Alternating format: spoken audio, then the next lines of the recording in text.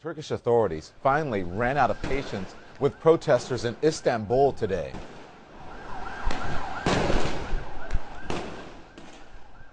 Riot police stormed the park where demonstrators were camped out, making good on their threat by the Prime Minister to kick them out if they wouldn't leave. Now the situation is growing more tense. I want to go to CNN's Arwa Damon now. She is with me from Istanbul. Arwa, what's going on right now?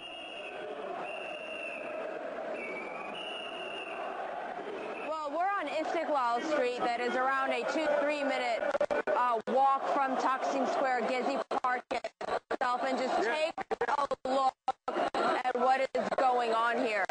Demonstrators have set Kate on fire. The riot police are up the street, and they have been clashing with demonstrators down the various small alleyways that exist here. They've had rocks, bottles thrown at them. They've been responding in kind, firing a fair amount of tear gas, and we can hear the tear gas being fired now once more down the street.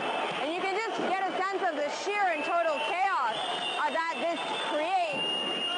The crowd here is probably around a few thousand at this point.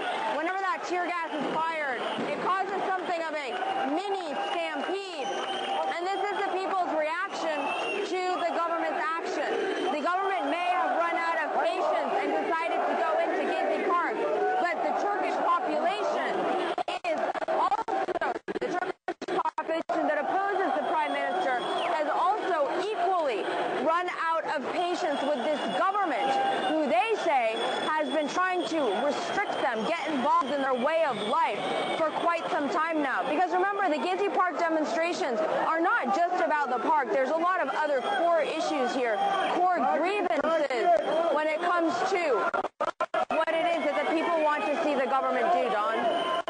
Arwa, I know it's pretty tough to hear there, but this started as a protest over a development and turned into a movement against the Prime Minister. Any chance here that the opposition is going to back down?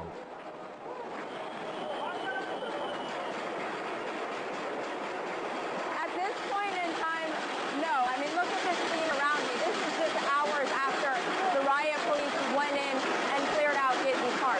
The more action taken by the government, the more violence by the riot police, the angrier and more determined people come. They may not physically be in the park right now, but they most certainly are continuing in these various acts of civil disobedience. People right now are chanting, "Everywhere is Taksim, everywhere is the resistance." And a lot of people who are involved in this, John, this is something that's very interesting. They were apolitical until this all began. This is not a country, especially not a country that has youth that are known for being very involved in politics. And now we're seeing them, so on the one hand, beginning to recognize their political voice, their political powers, and they're trying to capitalize on the momentum that they had following the Gezi Park demonstrations and everything that transpired there, and really